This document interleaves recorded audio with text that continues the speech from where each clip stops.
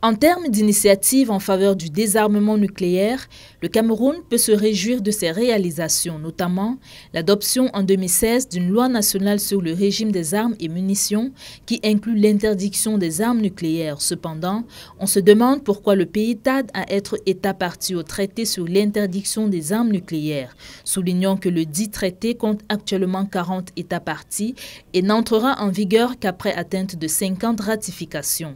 C'est pour plaider pour la signature et la ratification du traité par le Cameroun que la branche camerounaise de la Ligue internationale des femmes pour la paix et la liberté a mobilisé ce 6 août à Yaoundé des représentants des ministères clés, des parlementaires et organisations de la société civile. La question de ratification, ça obéit à chaque agenda. En 2016, déjà, le Cameroun a révisé sa loi nationale sur les armes. Et puis, il y a une part belle qui était consacrée aux armes nucléaires. Et au-delà des armes nucléaires, il y a les armes conventionnelles. En 2015, le Cameroun a ratifié la convention sous-régionale de Kinshasa sur les armes légères de petit calibre. En 2018, c'était le traité sur le commerce des armes. Donc je pense que c'est un processus qui est en cours. Il faut juste rappeler au Cameroun que c'est urgent. Et je pense que l'incident d'avant-hier au Liban est assez évocateur. Le gouvernement devrait pouvoir se pencher vers ce qui s'est passé au Liban l'autre jour pour accélérer la réflexion dans le sens de la ratification de ce traité sur l'interdiction des armes nucléaires. Cette activité est menée en collaboration avec la Cameroon Youth and Students Forum for Peace. En adhérant au traité, le Cameroun contribuera à consolider la norme mondiale contre l'utilisation et la possession d'armes nucléaires ainsi qu'à leur suppression effective. There's very little knowledge about this treaty, and so therefore this workshop is aimed at raising awareness, but equally strategizing on how to engage the government in the signing and the ratification of this treaty. À travers cet atelier, WILF Cameroun commémore le 75e anniversaire des bombardements d'Hiroshima et Nagasaki au Japon afin de manifester sa solidarité aux victimes de cette catastrophe des suites d'explosions de bombes atomiques. D'après l'histoire, c'était un 6 août 1945.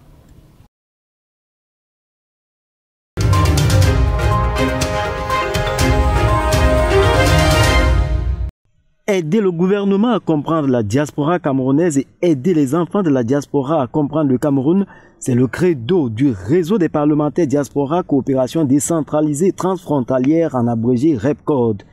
Les soins à apporter commencent par un diagnostic pour tout mal. Il était donc opportun que l'on commence par des plaidoyers.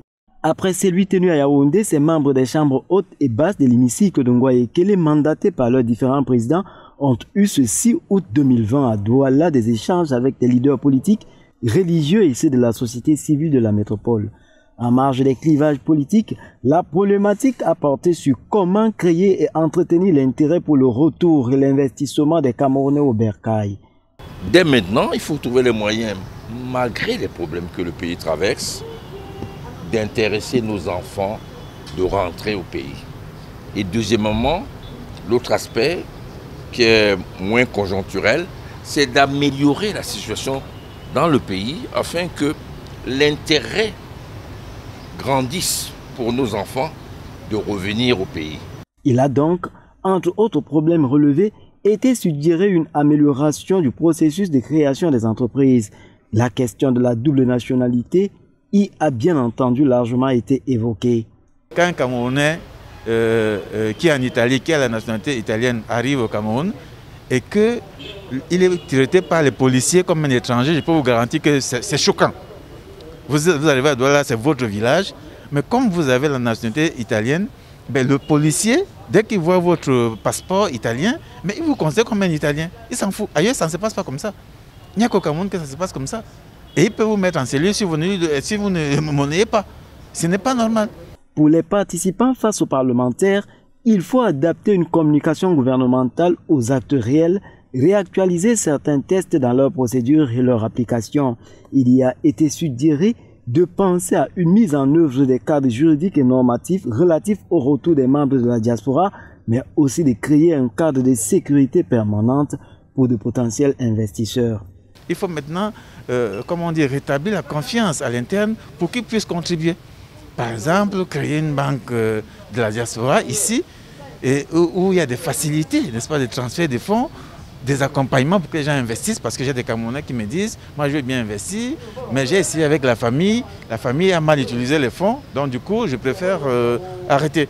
Bon à savoir, il n'incombe pas au REPCOD de répondre aux sollicitations de la diaspora. Le réseau parlementaire n'est pas là pour prendre des décisions, mais pour suggérer des solutions. Donc après cette écoute de toutes les parties prenantes, maintenant nous sommes en train d'écouter les gens au Cameroun, nous écouterons après les gens à l'extérieur et on fera une synthèse et à partir de là, nous espérons que des propositions ressortiront. Une initiative louable qui, on espère, va répondre aux attentes des uns et des autres.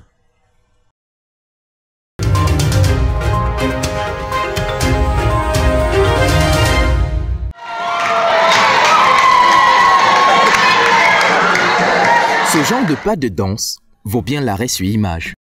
Accompagné autant par le rythme entraînant de la mélodie en fond que par les cris d'admirateurs transis, notre danseur ne va pas s'arrêter en si bon chemin. Ce papier peint respirant ambiance festive et joie expressive est la marque de fabrique des églises de réveil. Et ici, le maître chœur ne fait pas que donner le ton. Il y a aussi les sermons. Cette musique-là chante au cœur des fidèles. Sauf que si on connaît la chanson, les paroles sont pour le moins surprenantes. Votre mère ressuscitera, ne l'enterrez pas, entend-on par ici. Ton père est ton ennemi, crie-t-on là-bas. Et la trouvaille la plus récente, le Seigneur est contre le port du masque de protection. Des affirmations comme rendues divines par la mention au nom de Jésus, dont elles sont ponctuées. Le plus renversant dans l'histoire, c'est le crédit que leur accordent ses fidèles, exécutant au doigt et à l'œil les préceptes de ce gourou d'un autre genre. 3 élèves ont volontairement mis un terme à leur examen de probatoire, sans objection de leurs parents, sous la recommandation du pasteur, lequel leur aurait proscrit le port du cache-nez.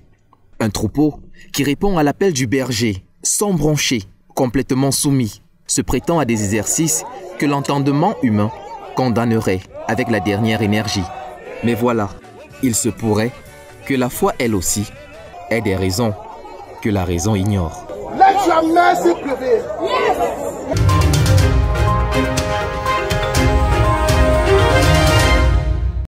Des cases détruites, des visages attristés, des innocents désespérés, des chaussures et des vêtements éparpillés, telles sont les provisions laissées par le groupe terroriste Boko Haram en Guétiéoué dans le Septentrion, notamment à l'extrême nord Cameroun, en ce début du mois d'août 2020.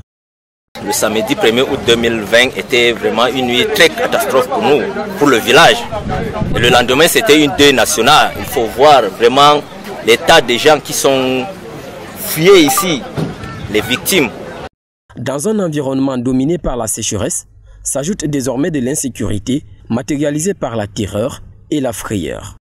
Très grand peur. Vraiment, celui qui a vécu ces scènes n'a plus la tête de vivre ici dans le village.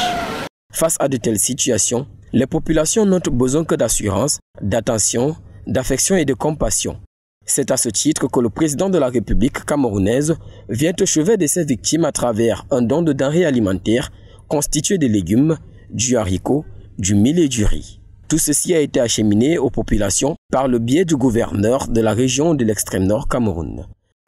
Cette descente a consisté à prendre la température, à leur présenter le message de condoléances, mais également le souhait de prompte guérison pour ceux qui sont blessés, mais d'encouragement également pour les comités de vigilance qui ont œuvré toujours aux côtés de nos forces, qu'ils aillent de l'avant. Après la remise solennelle des denrées, il a été de bon ton d'aller rendre visite aux victimes de cette attaque. Arrivé à l'hôpital de district de Koza, il est constaté que toutes les catégories ont été touchées, vieillards, jeunes ou enfants. Malgré le soutien des forces armées camerounaises, rappelons que l'insécurité est vécue depuis plusieurs années dans le septentrion en général. En marge des multiples attaques causées par le groupe terroriste Boko Haram, dont la dernière en date fait un bilan de 19 morts, cette partie du pays souffre de manque d'eau potable, de denrées alimentaires, d'électricité, des infrastructures et même d'éducation.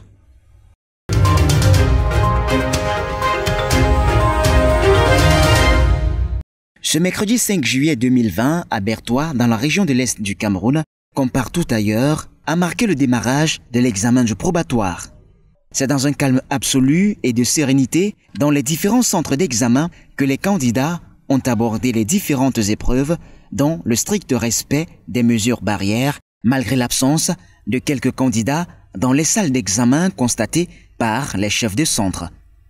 Aujourd'hui, nous avons enregistré une absence du côté des garçons et 3 du côté des filles. Ça fait 4 absents. Vous comprenez donc que le centre est encore en train de grouiller de candidats à l'effectif de 818. Vous-même, vous l'avez constaté, devant chaque salle de classe, il y a un dispositif de lavage de mains, un seau et du savon pour les candidats et les examinateurs qui se lavent les mains après chaque épreuve. Au lycée scientifique de Berthois, outre les mesures barrières respectées, l'éclairage des salles d'examen a été aussi mis à jour pour une bonne visibilité. Nous avons disposé devant chaque salle de compétition, il y a un seau, tout le dispositif est placé et nous avons mis à renforcer certaines salles de classe. Lorsque le ciel noircit un tout petit peu, il va falloir que les candidats composent dans des conditions, n'est-ce pas, optimales. C'est pour s'assurer du bon déroulement de l'examen à Berthois et ses environs qu'une mission conduite par le délégué régional des enseignements secondaires est descendue sur le terrain. Le tour que nous venons de faire par téléphone et puis dans le centre de la ville de Berthois nous rassure que l'examen a commencé sur les chapeaux de roue malgré le renvoi au mercredi 5. Les candidats ont véritablement répondu présent, n'est-ce pas, à l'appel de la hiérarchie des enseignements secondaires. C'est au total 7971 candidats qui frappent ainsi la porte de la terminale dans la région de l'Est à Berthois.